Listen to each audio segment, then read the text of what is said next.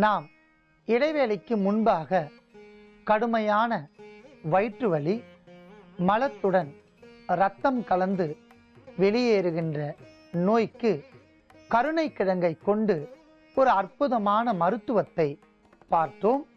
இப்பொழுது கண்களில் தோன்றக்கூடிய பல வகையான நோய்களுக்கு ஒரு மருத்துவத்தை நாம் பார்க்க போகின்றோம். குறிப்பாக விழித்திரையில் பல வகையான நோய்கள் ஏற்படும். இந்த நோய் தன்மையினால் கண்களுக்கு அரிப்பு, சதாகாலமும் கண் கூச்சம், நீர் வடிதல், பார்வை திறன் குறைபாடு, கண்களில் அழுக்கு தள்ளுதல் போன்ற நோயெல்லாம் ஏற்படும். இதை முற்றிலும் தவிர்ப்பதற்கான ஒரு எளிமையான மருத்துவத்தை நாம் பார்க்க போகின்றோம். அதற்காக இன்று நாம் எடுத்துக்கொண்ட மூலிகை கிழங்கு கேரட். கேரட் ஒரு இன்றியமையாத உடலுக்கு நன்மையை செய்யக்கூடிய ஒரு கிழங்கு. இது கண் பார்வையை அதிகரிக்கும், வைட்டமின் ஏ சத்து நிறைந்த ஒரு அற்புதமான ஒரு கிழங்கு. உயிர் சத்துக்கள் பல வகைகள் கொண்ட ஒரு கிழங்கு. மூட்டு வலி, வயிற்று வலி, தோள்களில் ஏற்படுகின்ற பல வகையான நோய்கள் இவற்றை நீக்கும். கல்லீரல், மண்ணீரல் பாதிக்கப்பட்டிருந்தால் அவர்களுக்கு அறிகுறியாக கண்களுக்கு கீழே கருவளையம், முகத்தில் மங்கு போன்ற சூழ்நிலை ஏற்படும். இயற்கை முகச்சாயலுக்கு கேரட் சாறு பயன்படுகின்றன. உதடு கரிய நிறத்தில் மாறினால் தினந்தோறும் கேரட் ஒரு துண்டை எடுத்து அவற்றை உதட்டின் மீது தேய்த்து வந்தால் அற்புதமான உதடு நிறம் மாற்றமடையும். மேலும் கேரட் ஒரு தோல் நோய்க்கு சிறந்த மருந்து. மூட்டு வலிகளுக்கு இதில் இருக்கக்கூடிய நோய் எதிர்ப்பு திறன் மற்றும் வேதியியல் பொருள் அவற்றிற்கு எதிராக செயல்பட்டு மூட்டு வலியை குறைப்பதால் நாம் கேரட்டையும் எடுத்து வைத்துள்ளோம். அடுத்ததாக நாம் எடுத்துக்கொண்ட பொருள் கருப்பட்டி. கருப்பட்டி இயற்கையில் வைட்டமின் ஈ சத்து கொண்டது. இரும்பு சத்து உடலுக்கு ஒரு தேவையான சத்து. தலைப்பகுதியில் முடி கொட்டுதல் என்கிற நோய்க்கு வைட்டமின் இ இன்றியமையாத ஒரு சத்தாகும். மேலும் கேரட் சாரோடு இந்த கருப்பட்டி சேருவதனால் உயிர் சத்துக்கள் அதிகரித்து கண்களை பாதுகாக்கும் என்பதால் கருப்பட்டியும் எடுத்து வைத்துள்ளோம். அடுத்ததாக நாம் எடுத்துக்கொண்ட பொருள் தேன். தேன் ஒரு கிருமி நாசினி. பல வகையான பூக்களில் இருந்து கிடைப்பதால் இதற்கு பல நோய்களை நீக்கும். நாம் இடைவேளைக்கு முன்பாக நுரையீரல் தொற்று நோய் கிருமிகளால் ஏற்படுகின்ற கடுமையான காய்ச்சல் மற்றும் கபச்சளியை முற்றிலும் நீக்குவதற்கு கண்டங்கத்திரியை கொண்டு ஒரு அற்புதமான மருத்துவத்தை பார்த்தோம்.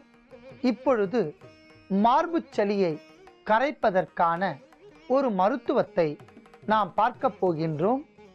பொதுவாக கோழை என்று பெயர். சித்தர்கள் இதை யமன் என்று அழைக்கின்றனர். இந்த சளியை படிப்படியாக வெளியே துப்பினால் உடலெங்கும் இருக்கக்கூடிய நோய்கள் எல்லாம் நீங்கும். அவ்வாறு இல்லை என்றால் உயிரையே பறிக்கக்கூடிய யமனாக இது மாறிவிடும் என்று கூறுகின்றனர். ஆகையால் தான் நம் முன்னோர்கள் காலையில் பல் துலக்கிவிட்டு கரிசாலை தைலத்தை அண்ணாக்கில் வைத்து தேய்ப்பார்கள். அவ்வாறு தேய்க்கும் போது நூல் நூலாக இந்த கோழை என்று சொல்லப்பட்ட சளியெல்லாம் வெளியே வரும். அவற்றை பூரணமாக வெளியே துப்பிவிட்டு அரை மணி நேரத்திற்கு தண்ணீர் கூட குடிக்காமல் இருந்து வந்தால் உடலில் தங்கியுள்ள கோழைகள் நீங்கி அமிர்த வாசல் திறக்கும். இதனால் வாசி யோகம் கைகூடும் என்று அறிவியலுக்கே நம்ப முடியாத பல அறிவியல் பூர்வமான செய்திகளை நமக்காக சித்தர்கள் அருளியுள்ளார்கள். அந்த வகையில் இந்த மார்பு கோழை நோயை முற்றிலும் நீக்குவதற்கான ஒரு மருத்துவத்தை நாம் பார்க்கலாம். அதற்காக நாம் எடுத்துக்கொண்ட மூலிகை கரிசாலை. கரிசாலை மிக சிறந்த ஒரு கிருமி நாசினி. இரத்தத்தில் தங்கியுள்ள அமிலத்தன்மையும் காரத்தன்மையும் நீக்கும். மார்பு கோழை நெஞ்சு பகுதியில் இருக்கக்கூடிய சளிகளை கரைக்கும். கண்களுக்கு புத்துணர்ச்சி தரும். இந்த உடலை காய கற்பமாக மாற்றும். கல்லீரலில் தோன்றுகின்ற பல நோய்களை நீக்கும் என்பதால் கரிசாலையும் எடுத்து வைத்துள்ளோம். அடுத்ததாக நாம் எடுத்துக்கொண்ட பொருள் நல்லெண்ணெய். நல்லெண்ணெய் மிக சிறந்த கிருமி நாசினி.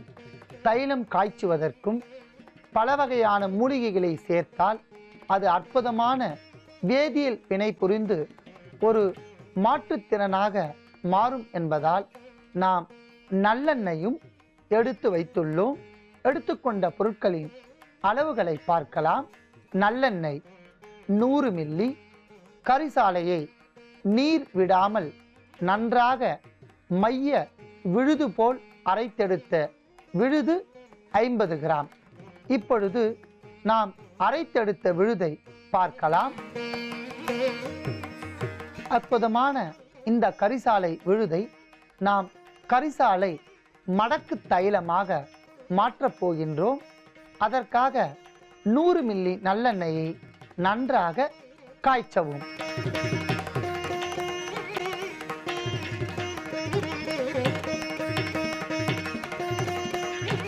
மிதமான சூட்டில் நல்லெண்ணெய் காய்ந்து கொண்டிருக்கும் போதே நாம் அரைத்தெடுத்த கரிசாலை விழுதை சேர்க்கவும்.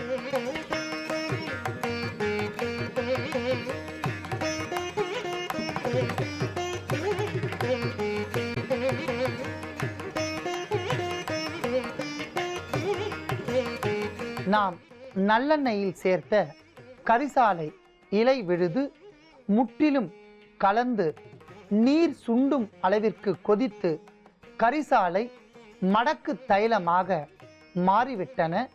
அதை நாம் வடிகட்டி எடுத்துக்கொள்ளலாம்.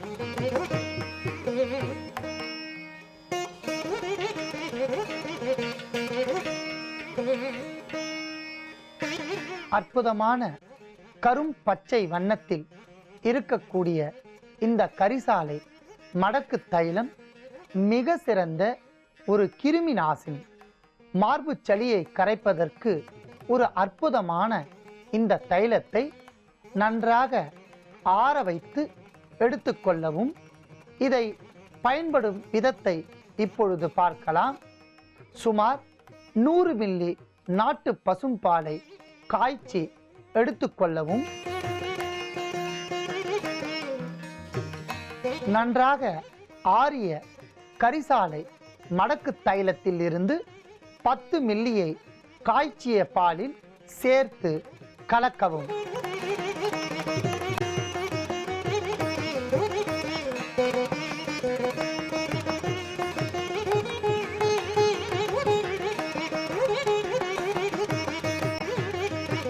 மிகவும் அற்புதமான இந்த கலவையை மார்பு சளி என்கிற நோய் உடையவர்கள் நாள் ஒன்றிற்கு ஏதேனும் ஒருவேளை உணவிற்கு பின் அரை மணி நேரம் கழித்து பருகி வந்தால் படிப்படியாக மார்பு சளி கரைந்து கோழையெல்லாம் வெளியேறும். வெளியேறும்போது சளியெல்லாம் துப்பிவிட்டால் மார்பு சளி முற்றிலும் நீங்கி உடல் ஆரோக்கியத்துடன் மேம்படும். மிகவும் எளிமையான முறையில் நாம் தயாரித்த இந்த மருத்துவத்தை நோய் உடையவர்கள் பயன்படுத்தி நோயின்றி வாழ வேண்டுகிறேன்.